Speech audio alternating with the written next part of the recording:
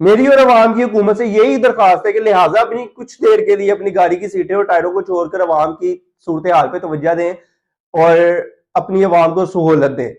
रमजान चल रहा है, दिहाड़ी भी नहीं लगी खास। घर भी समान लैके जाना है, बच्चे ढीकदे ने, कम भी नहीं। या अल्लाह रहम फरमा, कोई तू ही रहम फरमा। साडे हुक्मरान तां नहीं रहम करन लगे साडे ते। Phone hello. नहीं अज भी कुछ नहीं कमाया। नहीं, ਉਹ ਮਾਲਕ ਨੂੰ ਬੰਦੇ ਘੱਟ ਚਾਹੀਦੇ ਹਨ ਤੇ ਉਹ ਦੋ ਕੁ ਬੰਦੇ ਚਾਹੀਦੇ ਹਨ, ਉਹ ਲੈ ਗਿਆ ਉਹਨੇ। हाँ कोई नहीं, अल्लाह खैर करेगा। मैं वे ना कि कोई दिहाड़ी लग जाती। हाँ मैं वे ना कोई दिहाड़ी लग जाती तो मैं कुछ लै ना। महंगाई इन्नी हो गई है, गिन के 1000 रुपया मेरी जेब से ते कुछ समझ नहीं आ रहा। किराया भी ला के आना है। कोई नहीं, अल्लाह खैर करेगा। नहीं सुखियां नहीं खान देंदा थानू, अल्लाह खैर करेगा। चल रख तू फोन में वे ना कुछ। हाँ This is not only one who is worried about what gonna he take with him for his family. यहाँ पर आपको ऐसे बहुत से लोग जगह जगह शहर शहर गली गली में मिलेंगे। हम सब तो बड़े शौक से रमजान मुबारक का स्टेटस लगाते हैं, रमजान मुबारक बोलते हैं एक दूसरे को, लेकिन क्या हम इन जैसे गरीब लोगों के लिए रमजान को मुबारक बनाते हैं? Inflation deflation is a part of every country, price hikes is a part of every country. लेकिन अगर वो किसी इंसान पर मुश्किल वक्त लाते हैं तो वो उसके लिए उसी तरह की आसानियां भी मुहैया करते हैं। वो लोग अपनी इस गरीब आवाम के लिए कुछ ना कुछ ऐसा जरूर करते हैं, अपने मुल्क में कुछ ना कुछ चीजें ऐसी जरूर चलाते हैं जिनसे उसकी गरीब आवाम का घर चल सके। अभी मैं कुछ दिन पहले ही रमजान जैसे ही स्टार्ट हुआ था तो मैं फेसबुक स्क्रॉल कर रहा था और मुझे मेरे सामने एक पोस्ट आई जिसमें एक बड़ी खूबसूरत पोस्ट थी कि इटली का एक स्टोर है जिसने रमजान मुबारक के लिए एक ऑफर चलाई है और उसने उसके अंदर वो डिस्काउंट रेशो डाली है। तकरीबन उसने जितने उसके पास फ्रूट्स और वेजिटेबल्स वगैरह थे उसने सब पे 3 to 5 पाउंड उसने कम किए। अब ये सिर्फ एक स्टोर नहीं है, ऐसे बहुत से हजारों लाखों स्टोर्स आपको मिलेंगे जगह जगह गैर मुस्लिम कंट्रीज के अंदर, जो एक तो मुस्लिम्स कंट्रीज नहीं है और वो इस तरह की ऑफर्स डील कर रहे हैं अपनी मुस्लिम कम्युनिटी के लिए। लेकिन हमारा मुल्क पाकिस्तान, जो एक बिना किसी शक के एक इस्लामिक रिपब्लिक स्टेट है, Islamic Republic state of Pakistan, यहां पर अपनी इस गरीब आवाम को क्यों नहीं देखा जाता? यहां पर ह्यूमन राइट्स क्यों नहीं है?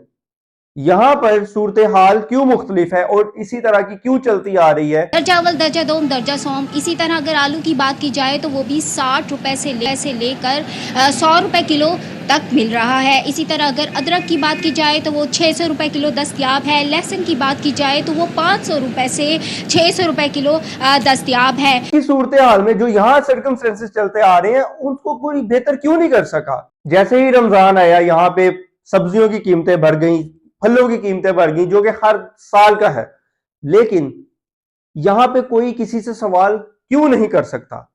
अगर किसी को हम कुछ बोले, अगर किसी दुकान वाले को कहें कि भाई रेट लिस्ट दिखाओ, तुम्हें जो रेट दिया किसी ने तुम उस रेट पे क्यों नहीं दे रहे, और वो आगे से ये कहता है कि भाई हम क्या करें, हमें तो पीछे से इतना महंगा मिल रहा है, हमारी तो 10 रुपए की बचत है इसमें। दुकानदार को कहना है कि मरियम नवाज साहिबा जो है वो फील्ड में मौजूद होती है और वहाँ पर मुनाफाखोरों के खिलाफ क्रैक डाउन करते हैं, सरप्राइज विजिट करती है। उन लोगों के खिलाफ भी क्रैक डाउन करें कि जिनसे ये सब्जियां और फल लेकर आते हैं। मसला यहाँ डेमोक्रेसी का ये है कि यहां पर जो बंदा इन लोगों को देख रहा होता है, जिसने इसका निजाम संभाला हुआ है, उस बंदे को कोई नहीं पकड़ा। मसला ये है कि अगर सरप्राइज विजिट होते हैं, चाहे वो इमरान खान करे, चाहे वो शहबाज शरीफ करे, जो सा भी वजीर आजम है वो करे, कोई भी हुकूमत का बंदा करे, सरप्राइज विजिट होते हैं दुकानदारों पे। ठीक है, जो दुकानदार चीजें बेच रहे हैं, कभी भी सरप्राइज विजिट पीछे नहीं हुआ जहां से वो ये सप्लाई खरीद रहे हैं।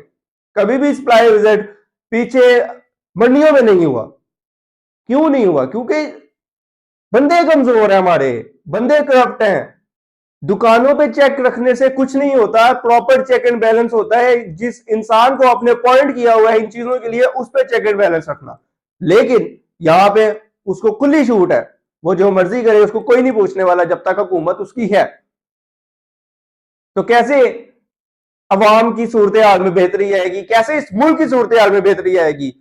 कभी भी नहीं आ सकती इस मुल्क की सूरत हाल में बेहतरी तब तक जब तक ये ऐसे करप्ट लोग इस चीज को संभाल के, इस चीज को लेके चलेंगे।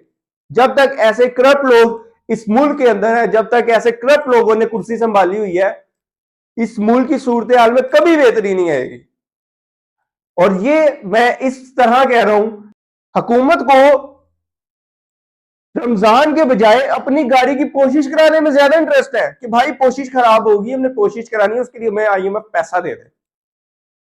हुकूमत को अवाम की सूरत हाल को ठीक करने से बेहतर अपनी गाड़ी के टायर ठीक करने की पड़ी हुई है कि भाई मैंने बुलेट प्रूफ टायर लगवा लिया, मुझे इतने करोड़ रुपए दे दो, मेरा तो गुजारा ही नहीं है।